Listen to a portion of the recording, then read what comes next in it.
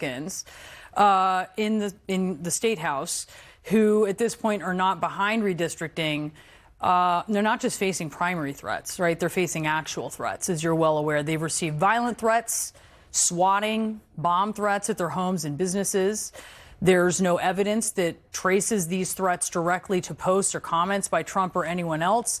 But certainly the president hasn't done anything to tamp that down. He actually posted on social media attacking two lawmakers. One of them was the victim of a swatting attack hours later, in which someone called in a fake emergency report at a target's address to induce the SWAT team response, which, as you know, can be incredibly dangerous.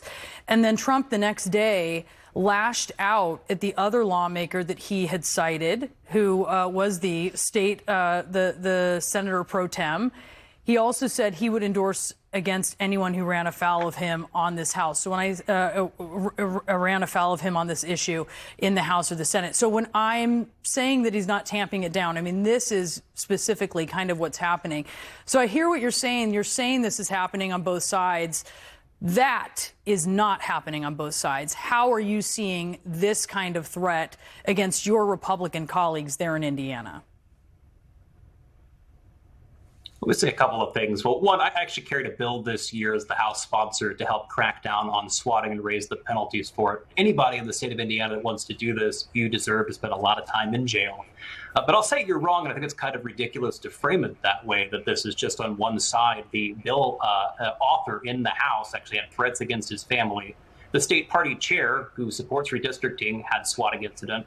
Another one of the senators, Ron Alting, who also has come out in support of redistricting, had a swatting incident against him. I mean, at the end of the day, this is political pressure, regardless of where it's coming from. It's totally inappropriate. It's illegal, and those people belong in jail. But to insinuate that the president of the United States has any sort of responsibility for this, I think, is totally backwards. Does the president of the United States have any responsibility to try to mitigate it when you see swatting going on, happening just after he says something on social media about a lawmaker? I mean, I guess, again, the big piece of it there is law enforcement and holding people accountable in the first place. To the extent the federal government can provide resources to do that, we'll always welcome that. But the president calling out political opponents or advocating for a position is not the same thing as going and inciting swatting. And if that's what you're getting at, I think that's totally the wrong way to look at it. No, that's not what I said. But if a president were to politically target you and then you suffered one of these swatting incidents, would you hope that the rhetoric might be tamped down? Is that a reasonable thing to hope for or expect from the leader of the country? So again, I don't think you're seeing any rhetoric right now that is leading individuals to do this. I mean, again, there are nutty people out throughout the world, and maybe these people are Indiana, residents, or they live elsewhere. But regardless of what their motives are, I don't think you can tie somebody's Truth Social post or their tweets to, the bad illegal behavior by another person.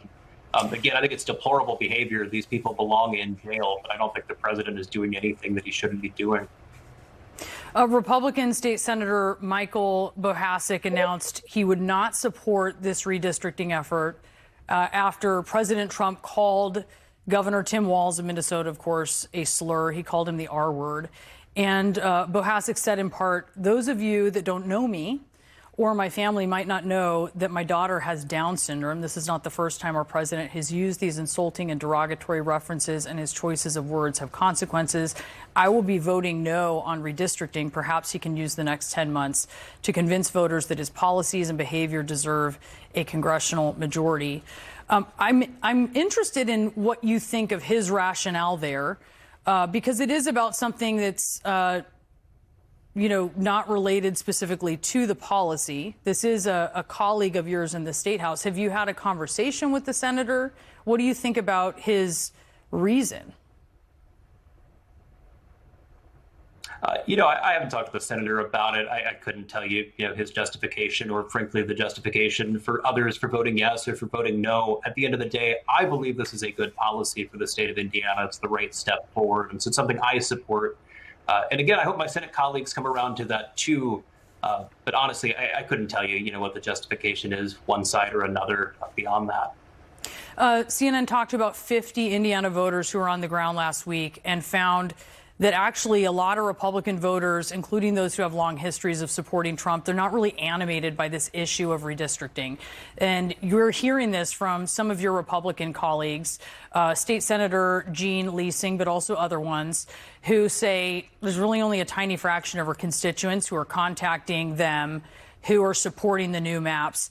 Are your constituents telling you something similar? What are you hearing? So, actually, I think that there's a lot of polling that suggests that both Republicans and Democrats alike, the ones that are following the conversation, really do want redistricting when it favors their own party. But I think you're right that, at the end of the day, there's not a lot of people that are very invested in this conversation one way or another. I mean, there are other bigger issues going on, both at the state house and the federal level, that people really care about. But this really does fit into that puzzle, too. And as I see it, I mean, if you support the president, you support the America First agenda, this helps ensure that you have a fair chance